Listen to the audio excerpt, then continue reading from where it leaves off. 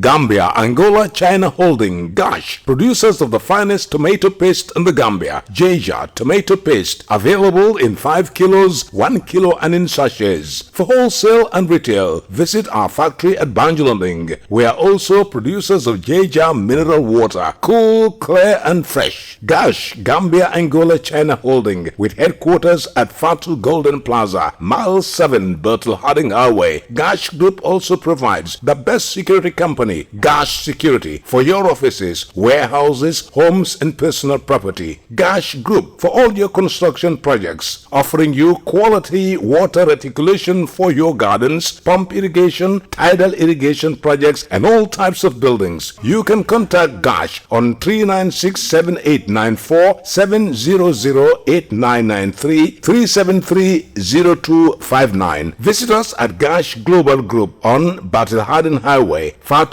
Golden Plaza. Our website www.gashglobal.com. Gambia, Angola, China Holding, Gash.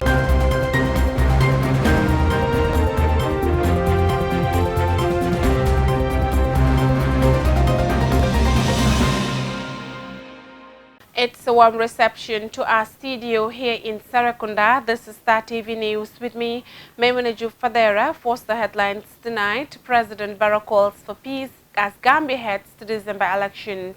Ministry of Health launches COVID-19 test certification portal. Father Moses Drame on impacts of COVID-19 on charges. Alma Mittal says United Democratic Party not embarrassed by Martin's allegations against Bensouda. On the international scene, Israel faces COVID surge despite sweeping vaccinations. Zero tolerance protest leaders arrested in Thailand. Zambia elections, debt crisis, unemployment, main voter concerns. Well, those were the headlines, and now the news in detail.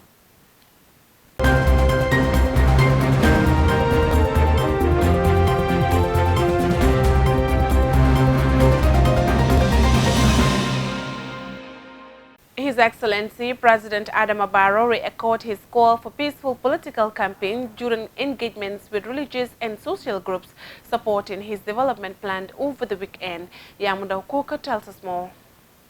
The president met with serifs and leading Islamic scholars from across the country, urging them to preach for peace, unity and tolerance in society. President Barrow said religious leaders have a critical role in sustaining peace, stability and social cohesion. He cited the current political climate as a vital opportunity for religious leaders and scholars to bring the people together by preaching and praying for peace and tolerance during this period. He indicated that research had shown religious leaders and scholars to be the most respected opinion leaders in the country. Serif Mohammed Matar Haidara delivered the vote of thanks, who stated that the delegation was at the presidency to express their acknowledgement and appreciation for the president's continued efforts towards ensuring religious tolerance in the country. He advised the president to continue to exercise patience, especially during the crucial political period. Other speakers included the Ministers for Lands, Regional Government and Religious Affairs, Honorable Musa Drame, the Minister of Information and Communication Infrastructure, Honorable Ibrahim Silla, and former President of the Gambia Supreme Islamic Council, Imam Mamadou Lamin Toure. All of them shared the same message of working together to maintain peaceful coexistence in the country. In another engagement on Sunday, President Barrow had an audience with Senegambians living in the Gambia and women's groups, Japo Don Bena, Barrow Sisters alias 21 Sisters, and Team First Lady. The Gambian president highlighted that there is no winner under a dictatorship, adding that one must be patient, tolerant, and accommodating as a leader. Speaking on citizenship, President Barrow noted that some Gambians have dual citizenship. Thus, he cautioned people to desist from making judgments and profiling them. The president appreciated the relationship with Senegal based on shared values. He said, nobody could separate the Gambia and Senegal because they share a lot in common. Thus, citizens of both countries should work for the development of both countries. He thanked the women for their support, which will propel the NPP to victory in the 4th December 2021 presidential election. He added that the impressive participation of women in the voter registration process indicates women's commitment to politics. President Barrow then reiterated his government's commitment to the socio-economic transformation of the country beyond 2021. For Star TV News, I am Yamuna Kuka. The Ministry of Health, in a press release, informed the public that it has launched an online platform that enables travelers leaving the Gambia access to their certified test results. Our Sani reports. The aim, as stated in the statement, is to facilitate receipt of test results timely and conveniently. Every intending traveler is required to pay the test fee of $2,500 at the EcoBank The Gambia Limited before his or her sample is collected at any of the 2 designated sites, Independence Stadium and around Bruceby Turntable. Every traveler must present proof of payment receipt at sample collection sites before his or her required bio or personal data for the electronic transmission is recorded. After a sample is collected and analyzed, the registered traveler will be able to download his or her test certificate through a public portal. According to the Ministry of Health, the traveler will be required to enter both COVID-19 ID and phone number used during registration and sample collection to download their test certificate. In this regard, all travelers are requested to provide a valid phone number during the registration process, as it will be required to retrieve a valid test certificate. The result will be available from 24 to 48 hours after sample collection and only available to travelers who had returned a negative test result. All printed or downloaded certificates will be subjected to verification at the airport by airline officials and health authorities, the ministry said. The Ministry of Health assured the public that the platform is secure, reliable and safe and has been developed using international standards of cybersecurity and data protection protocols. Travelers are thus encouraged to utilize the facility. Reporting for Star TV News, I am Awasane. The reverberations of coronavirus could be felt across all sections of the country, and churches are also reeling from the impacts of the pandemic, as could be evidenced in the dwelling amount of churchgoers, among others. Jacqueline Colley has been talking to one church leader about it all, and she prepared this report. The assistant parish priest of St. Peter's Church in Lamen, Reverend Father Moses Drame, lamented that the coronavirus pandemic has resulted to a decline in the number of parishioners attending daily mass celebration, especially Sundays. Father Drame said the church used to attract thousands of worshippers pre-COVID, but the numbers have drastically declined. First and foremost, when we're looking at the numbers to this very day have not returned. That is, the people have not yet returned in their numbers to church. Initially, we were having the numbers. On a given Sunday, we would maybe count about 1,000, but now that number is no more seen at Eucharistic celebrations. And with this directive concerning the Delta, we know that the numbers would also reduce. He explained that the church has also seen a sharp decline in offerings, as the majority of churches depend on mass collections to finance their activities. The daily collections, he went on, have been negatively impacted by the reduced number of worshippers. Big aspect, churches in this diocese depend on, I can't say all, but a good number of our churches depend on the collections for the daily running of the parishes. And if the people are not coming to church, the collections would also dwindle. And for that reason, the day-to-day financial needs of the parish will not also be met. It's not all doom and gloom, as according to Father Drame, the pandemic had enabled his congregation connect through social media platforms such as Zoom online streaming. Meanwhile, August 15 is an auspicious day in the lives of Christians as they celebrate the Feast of the Assumption. In the Gambia, the feast is normally celebrated in Banjul at the Cathedral Church after the Mass celebrations. This year's social celebrations, like last year's, would be greatly affected due to the social distancing rule. But the social celebration is that which will be affected as it was last year. Why? You've mentioned it, the pandemic. The coronavirus has impacted seriously on the social celebration. And that is the reason why the numbers will not be there, people will not come together. Assurance can be provided for the spiritual. But when, as a matter of fact, the gathering, the coming together, that communal celebration will not be there, because we are now being advised to keep the distances. Reverend Father Moses advised the larger public to follow COVID-19 prevention guidelines as they spiritually celebrate the Feast of the Assumption. Jacqueline Coley for Star TV News. The spokesperson of the United Democratic Party has argued that the $12 million KMC scandal is not a partisan issue and that the party has not been embarrassed by Senator Martin Sonko's allegation against its sponsored mayor. Our signer here with more details.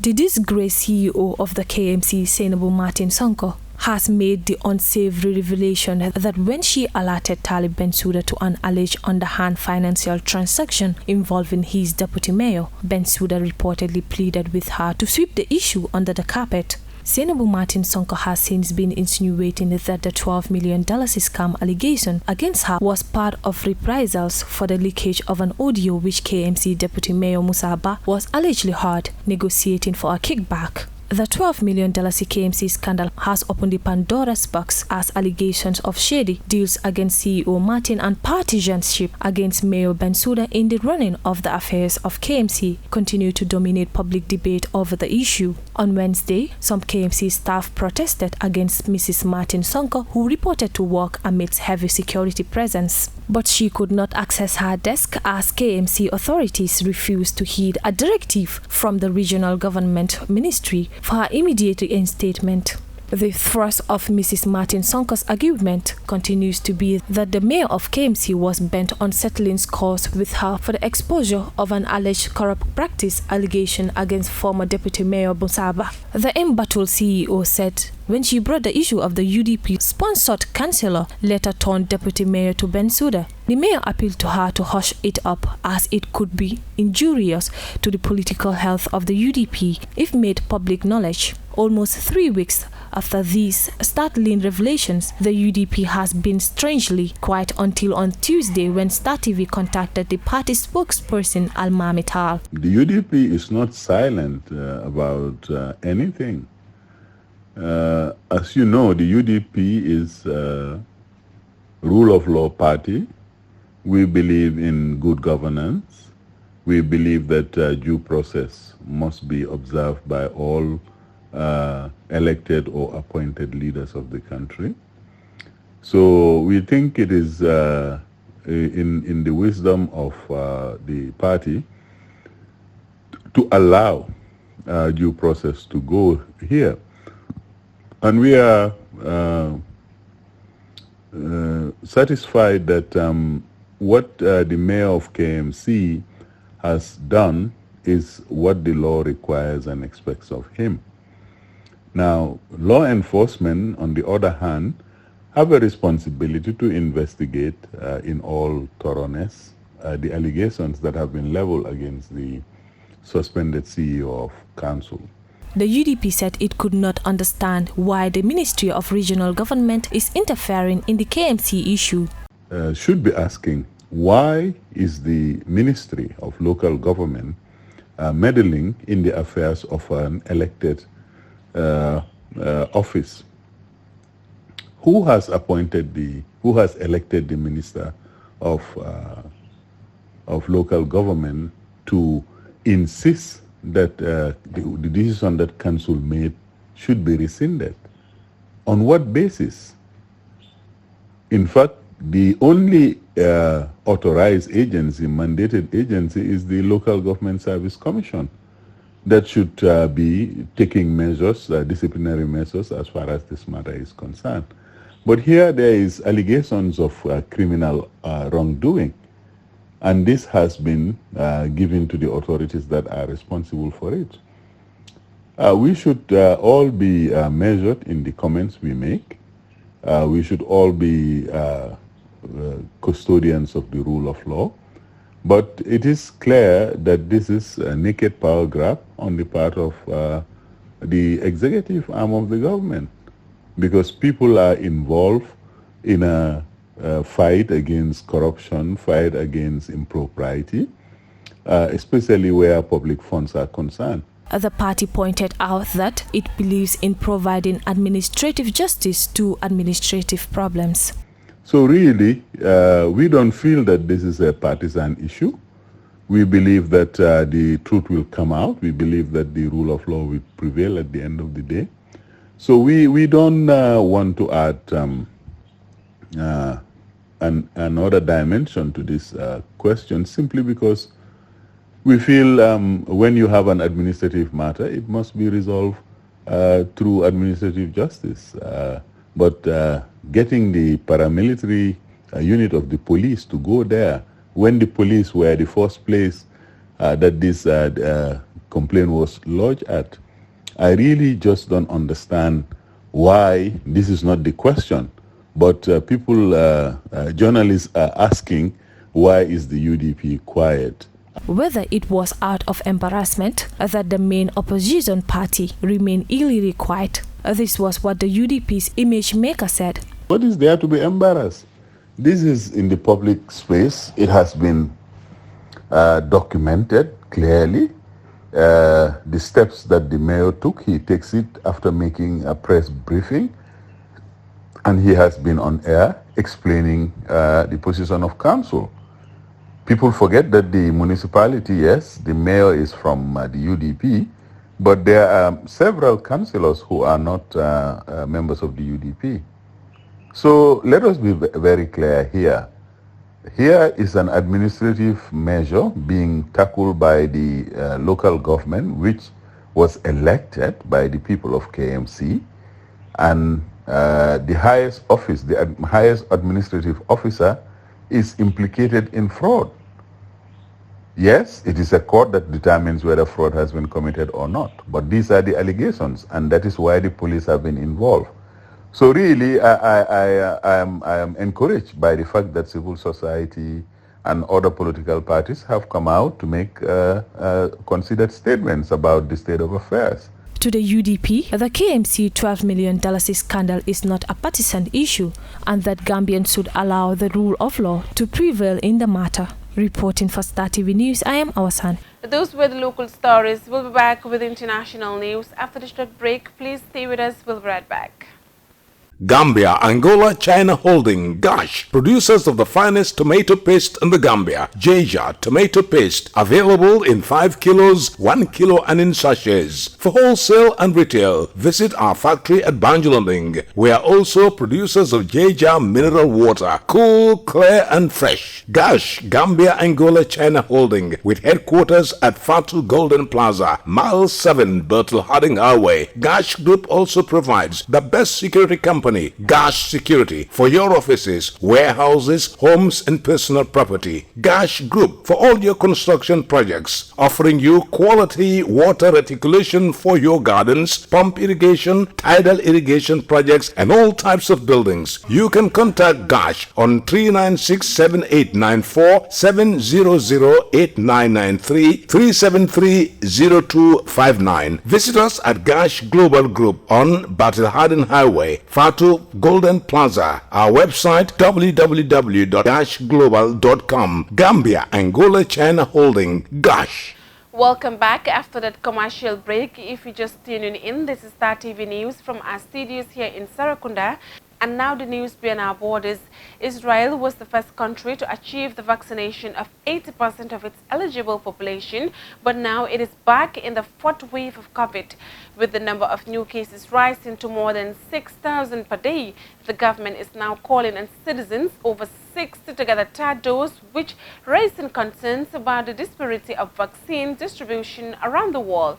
Al Jazeera's Huda Abdul Hamid reports from Tel Aviv, Israel. It thought it had vaccinated its way out of the pandemic, but now Israel is in the midst of its fourth wave, with the number of daily new infections steadily rising to more than 6,000 now, a 6-month high. I didn't expect it. Well, I have to say that this fourth wave is not exactly like the others, because we do see that there's less of intensive care therapists, and we can see that the vaccine work in some way they do their job. The Delta variant is spreading at an alarming rate, so the government launched a booster third jab campaign to those above the age of 60. It's a world first. But why a third jab? Health experts say it has to do with the effectiveness of the vaccine over time. On a research basis, you see a steep decline along the first 5 months. Starting with the 6th month, it's 6% a month decline. So if you take these two facts, that among the vaccinated earlier, you see more severe cases with less background diseases, although very few of them get to be on respirator, but still they are severe, and you don't see it on those who were vaccinated in the last 4 or 5 months. Only those who got their second dose at least 5 months ago are eligible at the moment. The government wants to avoid another lockdown. Some restrictions have been reintroduced, and there are plans to expand the third booster dose campaign. However, that has also sparked the debate over the fair distribution of the vaccine worldwide. According to the Center for Disease Control in the U.S., more than 4 billion people have got at least one dose. But disparity between countries remains huge. Less than 2% of Africa's population is fully vaccinated, while some wealthier countries have already signed deals with manufacturers for more doses, prompting the World Health Organization to call for a moratorium. Trying to put a hold on those policies until and unless we get the rest of the world caught up. Because we have to approach this, as the Director General said from the very beginning, we're in a pandemic. The entire world is in the middle of this, and as we've seen from the emergence of variant after variant, we cannot get out of it unless the whole world gets out of it together. The UK and Germany have announced they will follow Israel's example by offering a third jab starting in September. Several other countries are considering the option too. That will spark the debate about whether a fourth jab will be needed, while many around the world still try to get their second or even first dose. In the year since it started, Thailand's youth-led pro-democracy movement has faced many challenges. Its top leaders have been arrested, and the COVID-19 pandemic is keeping most protesters off the streets. But as Al Jazeera's court held the reports from the capital, Bangkok, the movement appears to be rethinking its approach to regain some momentum. Jamming the streets of Bangkok, pro-democracy protesters out in strength to show their support of the growing call for the resignation of Prime Minister Prayut Chan-o-cha. This is rooted in their deep criticism of how the government has managed the COVID-19 crisis. The nation is now facing its worst wave of infections and deaths of the pandemic. The government has to ask itself when it looks at the people, who does it see? Are we the same continent? Your job is to serve the people. Do you see the value of the people? 1 year ago, a youth-led movement kicked off calling for changes in the long-established power structures here in Thailand, centered on the monarchy, the military, and the elite connected to them. The Prime Minister is an ex-army chief who first came to power in a coup.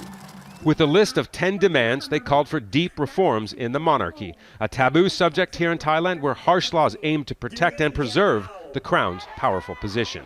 But discussion of what was once taboo changed with the protests. I think the discussion on the Thai monarchy movement is moving in a better direction. The issue is deep-rooted in our society, and we should be able to discuss it in public. Earlier this year, there were arrests of the top protest organizers and a crackdown by the police. The protests became less frequent, and fewer people came out. To regain momentum lost over the last several months, mainly because of COVID, protest leadership have had to become creative with their gatherings like this car mob here in central Bangkok. But they have also had to refocus their messaging to appeal to a broader audience. As some don't fully support reforming the monarchy right now, organizers have focused on their call for the Prime Minister's resignation. Not abandoning crown reform, just tapping people's frustration with the government. The democracy movement are seeing an opportunity to try to give a new flame into that struggle by using the government failure to provide efficient vaccine, to provide efficient health care. And the flame appears to be growing, with a steady increase of COVID-19 infections each day and no indication that the shortage of vaccines will be corrected soon. People will likely have more reason to come out and call for change. Scott Heidler, Al Jazeera, Bangkok. Zambia has more than $12 billion in external debt and an unknown amount of debt to China. Last year, it became the first African state to default on its debt during the COVID pandemic. Candidates in upcoming presidential elections are all trying to convince voters that they have what it takes to turn the economy around, but some economists warn against adding to Zambia's debt load. Al Jazeera's Haramutasa reports from Lusaka, Zambia. Elaine McKnight says shopping for basic goods has become frustrating. Prices keep going up, but people's salaries stay the same. Like many Zambians, she's had to cut back on luxuries for herself and her son. I definitely don't go in big shops and buy expensive brands anymore because you definitely have to look at the price difference and what you can afford. Me growing up and him growing up, we had more activities, but now it's like really expensive to plan out like the weekends and where to take him and whatnot, because what was cheaper for me when I was younger is expensive for him now. Unemployment hit a 10-year high last year. The local currency, the kwacha, keeps losing its value. Zambia has more than $12 billion of external debt, as well as an unknown amount of debt to China. And last year it became the first African state to default on its debt during the COVID-19 pandemic. The presidential candidates are trying to convince voters they have what it takes to turn around the economy. The incumbent, President Edgar Lungu, is campaigning on development projects built by his government and paid for by debt. Speaking to his supporters, he condemned the recent election violence that saw him order the deployment of the military. What we have seen happening in the last few days of killing people, hacking them like animals, cannot be allowed to continue. Countries which are broken and failed states start like that. The politically motivated murders we have seen recently must be condemned to the stronger extent, and all culprits must be booked and punished. Lungu is promising more development if he is re-elected, but some economists warn against adding to Zambia's debt load. That the infrastructure development that you actually put must also be spread between social and productive, so that the productive one is able to give you a return, even though the social one is not giving you the immediate return. And this we didn't do. All the infrastructure that we have done does not seem to be generating the revenue that is required to meet the repayment. And that has been where the shortcoming has been. Lungu's main rival, opposition leader Hakainde Hichilema, says he's going to tackle Zambia's huge debt. His campaign promises include jobs for the unemployed youth by attracting foreign investors. With voting just days away, analysts say this election is too close to call. Harumatasa, Al Jazeera, Lusaka. Well, before we end the news, a quick recap of our main headlines. President Barrow calls for peace as Gambia heads to December elections. Ministry of Health launches COVID-19 test certification portal. Father Moses Drame on impacts of COVID-19 on charges. Alma Mittal says United Democratic Party not embraced by Martin's allegations against Bensouda. On the international scene, Israel faces COVID surge despite sweeping vaccinations. Zero tolerance protest leaders arrested in Thailand. Zambia elections, debt crisis, unemployment, main voter concerns. Well, that's all for this edition of the news. Do enjoy the rest of our wonderful programs. Do join us tomorrow for more news. Thanks for watching. Do have a wonderful night. Bye for now.